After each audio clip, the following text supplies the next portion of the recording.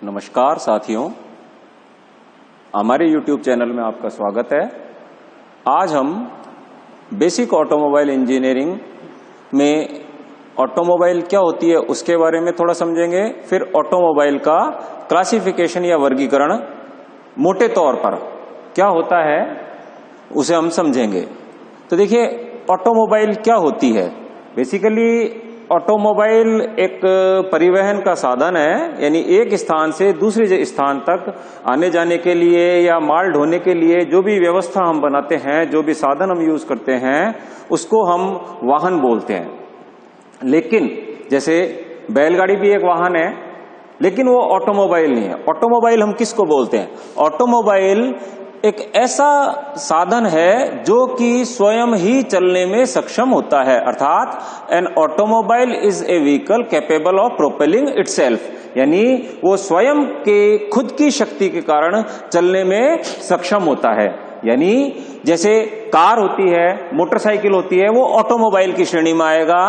बैलगाड़ी, साइकिल ये ऑटोमोबाइल की श्रेणी में नहीं आएगा। क्यों? क्योंकि जो ऑटोमोबाइल है वो स्वयं की शक्ति से चलता है, न कि किसी लिविंग बीइंग यानी किसी जीवित व्यक्ति या पशु, कोई भी लिविंग बीइंग हो सकता है, जीवित जिसमें जीवन हो, उसके द्वारा नहीं चलाया जाए। यानी न तो इंसान के द्वारा न किसी जानवर या पशु के द्वारा चलने वाले वाहन को हम कभी भी ऑटोमोबाइल नहीं बोलेंगे। अर्थात यहां से बिल्कुल क्लियर है कि ऑटोमोबाइल की परिभाषा क्या है। ऑटोमोबाइल वह साधन जो कि ट्रांसपोर्टेशन यानी परिवहन के काम आता है, चाहे वो माल ढुलाई के काम आए, चाहे यात्रियों को लाने ले जाने के काम आए, लेकिन वो स्वयं की शक्ति के द्वारा प्रोपेलिंग इटसेल्फ यानी खुद को स्वयं को आगे चलाने में, मूव करने में सक्षम हो, उसे हम ऑटोमोबाइल बोलते हैं। अब देखिए, यदि आप मार्केट में जाते हैं किसी भी वाहन को खरीदने के लिए, अब अपन ऑटोमोबाइल, जब मैं व्हीकल या वाहन बोलता हूं तो अब अपन यहां पर ऑटोमोबाइल के बारे में पढ़ रहे हैं। तो यदि आप मार्केट में किसी व्हीकल को खरीदने जाते हैं तो हमारे पास बहुत सारी चॉइस है। हम इतनी रेंज है कि हम किसको सेलेक्ट करें।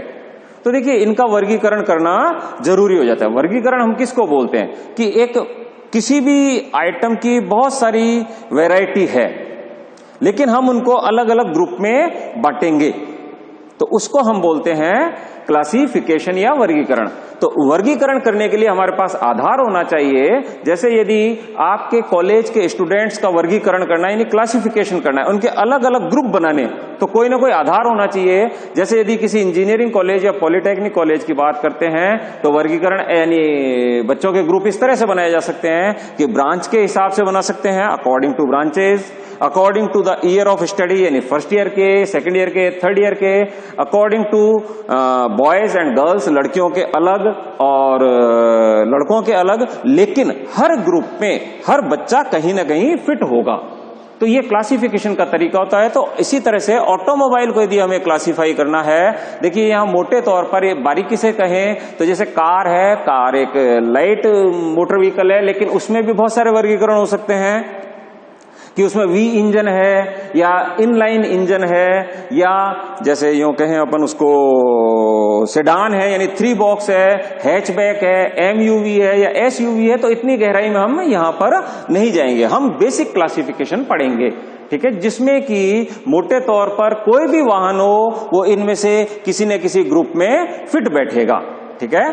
तो देखिए, अकॉर्डिंग टू यानी किस आधार पर हम उसका वर्गीकरण कर रहे हैं, ठीक है। तो पहला आधार है यूज और पर्पस, यानी वाहन जो है, व्हीकल जो है, जो ऑटोमोबाइल हम कंसीडर कर रहे हैं वो किस प्रयोग में ली जाएगी, उस आधार पर। तो एक तो होता है यात्री व्हीकल, पैसेंजर जैसे कार, बस वगैरह, ठीक है। गुड्स जैसे सामान को लाने के मालवाहक हो सकते हैं, जैसे ट्रक वगैरह हैं। स्पेशल पर्पस जैसे फायर इंजन हो सकता है, यानी फायर ब्रिगेड की गाड़ी हो सकती है, एम्बुलेंस हो सकती है, जो विशेष प्रकार के लिए, उपयोग के लिए ही बनाई जाती है।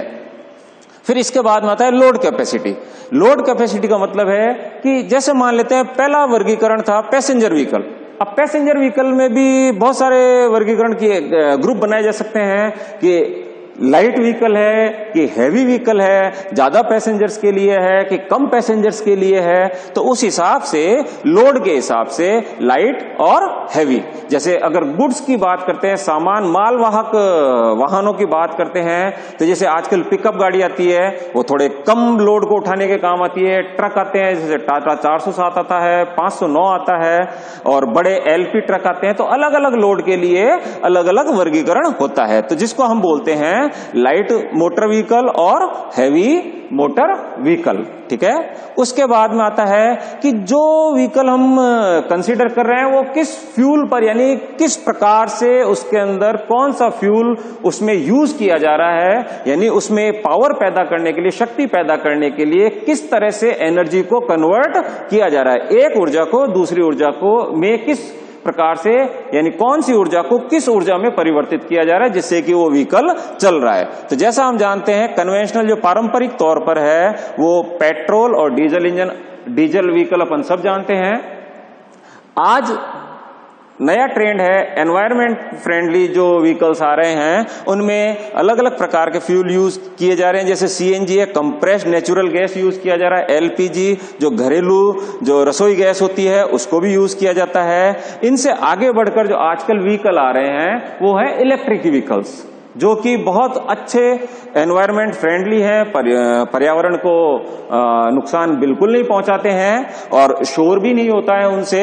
तो वो इलेक्ट्रिक व्हीकल्स, उनसे भी अगली स्टेज अब आ गई है हाइब्रिड व्हीकल्स आते हैं, जिनमें हम दो या अधिक फ्यूल्स या दो या अधिक प्रकार से पावर पैदा कर सकते हैं। जैसे कन्वेंशनल फॉसिल फ्यूल यानी पेट्रोल डीजल से भी चल सकता है, तो वही गाड़ी इलेक्ट्रिक बैटरी से भी चल सकती है, ठीक है। तो उसको हम बोलते हैं हाइब्रिड व्हीकल। तो देखिए जो जैसे यहां पर इस क्लास में पैसेंजर व्हीकल है तो इनमें भी यहां कहीं ना कहीं फिट होगा, और जैसे गुड्स व्हीकल है तो इनमें भी कहीं ना कहीं फिट होगा। यानी हर एक वाहन इस क्लासिफिकेशन में कहीं नहीं कहीं किसी न किसी कैटेगरी में आएगा, ठीक है। अब अगला आता है नंबर ऑफ व्हील्स, यानी जो व्हीकल हम कंसिडर कर रहे हैं उसमें कितने व्हील्स लगे हुए हैं। इस आधार पर भी हम इसका वर्गीकरण करते हैं। जैसे टू व्हीलर हम सभी जानते हैं, स्कूटर है, मोटरसाइकिल है, ये सभी टू व्हीलर्स हैं, ठीक है। फिर थ्री व्हीलर्स जैसे ऑटो रिक्शा आते हैं जो सवारियों को लेकर जाते हैं, साथ ही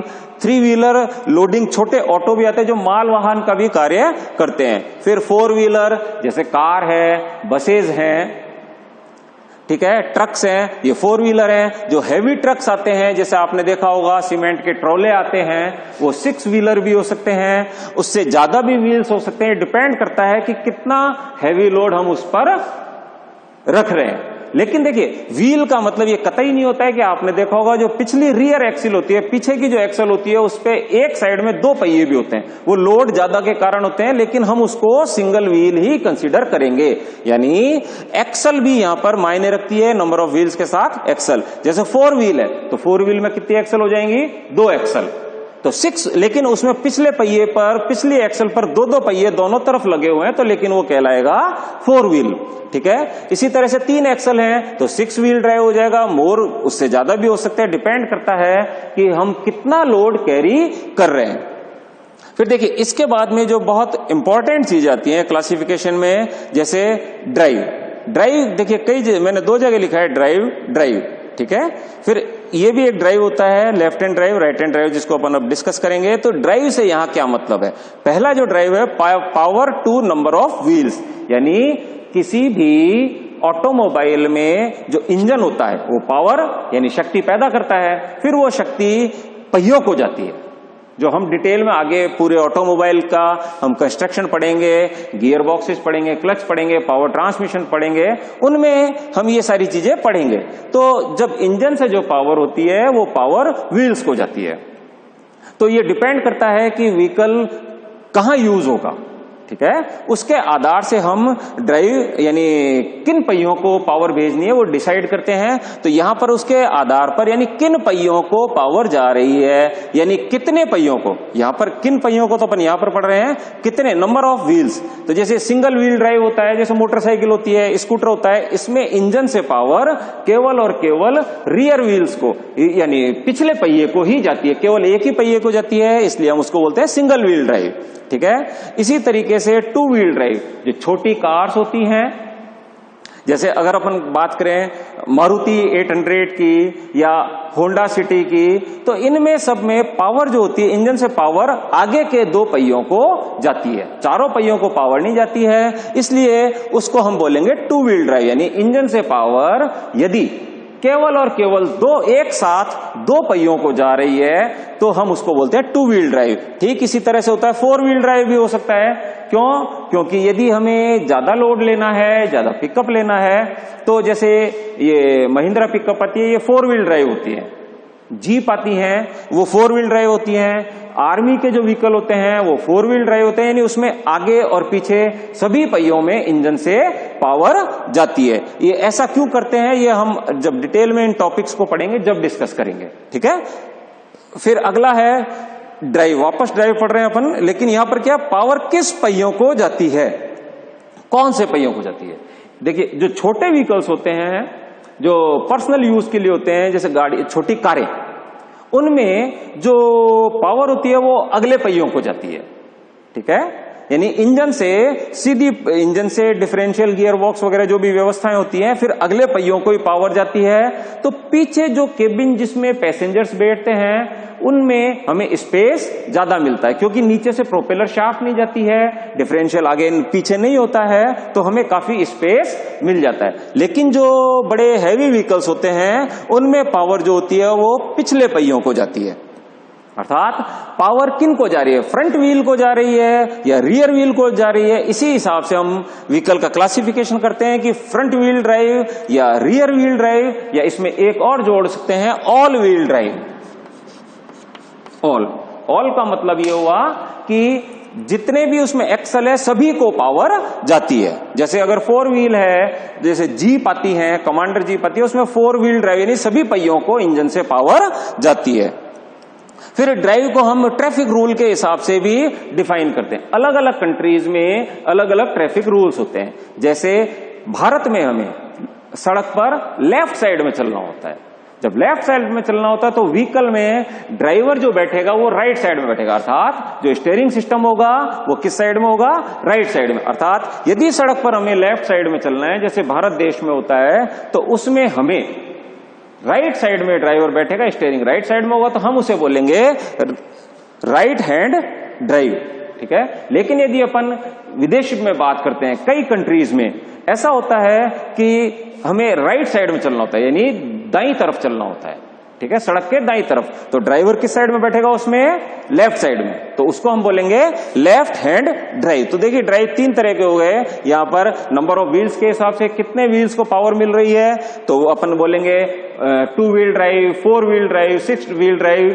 फिर वो पहिए कौन से हैं जिनको पावर मिल रही है, आगे के हैं कि पीछे के हैं, उसके हिसाब से हम बोलेंगे front wheel drive, rear wheel drive, all wheel drive.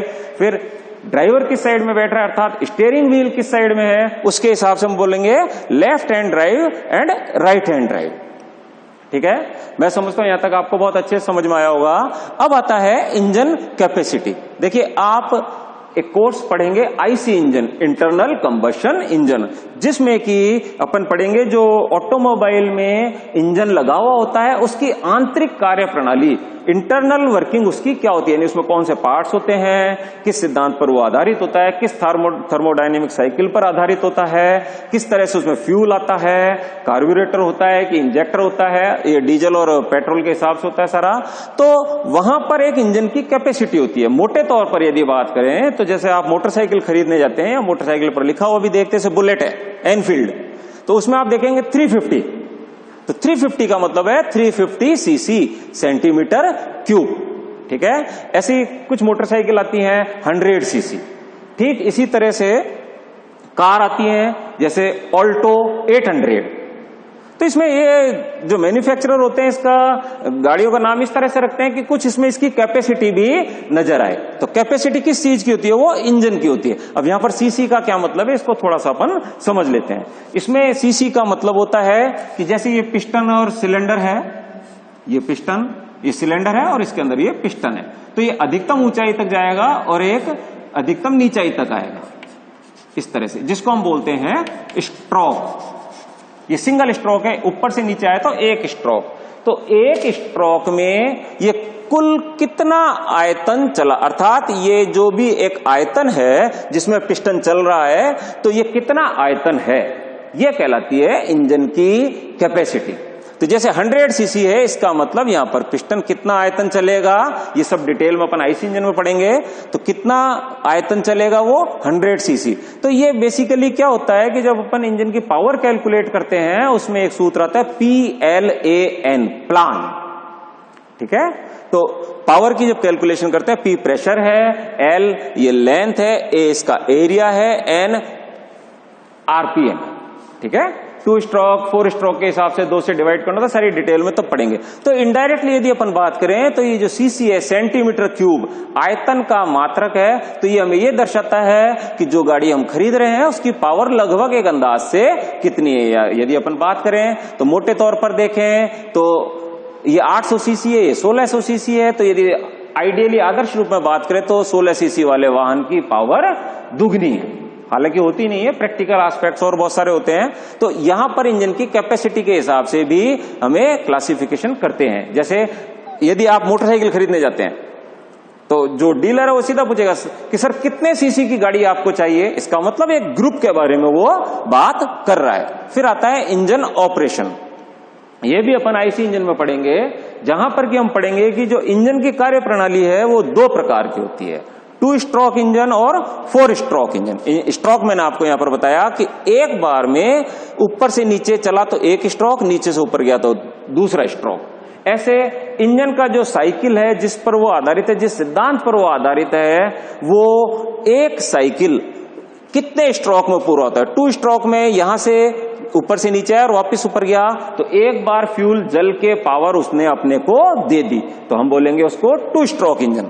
अगर 4 स्ट्रोक में क्या होगा, नीचे आएगा, ऊपर जाएगा, नीचे आएगा, ऊपर जाएगा, ऐसे 4 स्ट्रोक होंगे, तब एक बार फ्यूल जलेगा तो हम कहेंगे उस इंजन को 4 स्ट्रोक इंजन, ठीक है।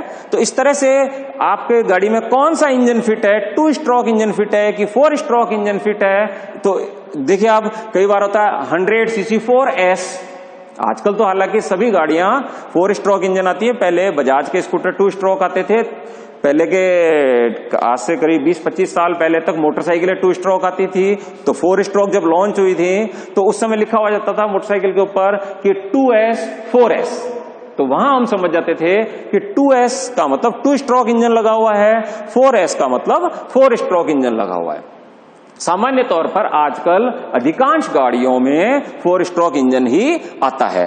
तो 4 स्ट्रोक 2 स्ट्रोक अब क्लियर है। अब इनमें भी फ्यूल यानी ईंधन जलता कैसे है। जैसे पेट्रोल इंजन है तो पेट्रोल इंजन में जो फ्यूल है वो चिंगारी से जलता है। जैसे अपन घरेलू गैस को जलाते हैं, लाइटर जलाते हैं, एक चिंगारी निकलती है तो गैस जलती है। ठीक इसी प्रकार से जो पेट्रोल इंजन होता है, जो अपन ने फ्यूल के बारे में पढ़ा था, पेट्रोल इंजन जो होता है इसमें इग्निशन कैसा होगा, यानी कैसे जलेगा पेट्रोल इंजन के अंदर, स्पार्क इग्निशन से, यानी एक चिंगारी उसके अंदर डाली जाएगी जो स्पार्क प्लग के द्वारा डाली जाती है। तो इसलिए हम उसको बोलते हैं स्पार्क इग्निशन। अर्थात जो इंजन लगा हुआ है 4S है यानी 4 स्ट्रोक है कि 2 स्ट्रोक है, साथ ही साथ उसमें फ्यूल कैसे जल रहा है, यानी स्पार्क के द्वारा, चिंगारी के द्वारा जल रहा है, या दूसरा तरीका है इसमें कंप्रेशन इग्निशन। जैसे आपने देखा होगा साइकिल के पंप को अपन चलाते हैं तो वो गर्म हो जाता है, यानी हमने जो कार्य किया वो ऊष्मा में बदल गया।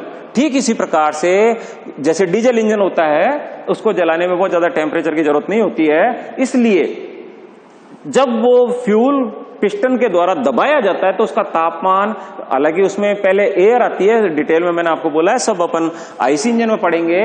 डीजल इंजन में पहले एयर आती है और वो कंप्रेस होती है, उसका तापमान इतना बढ़ जाता है कि उसमें यदि डीजल की फुहार छोड़ी जाए, डीजल की बहुत बारीक बारीक बूंदे उसमें छोड़ी जाए तो अपने आप जल जाती है।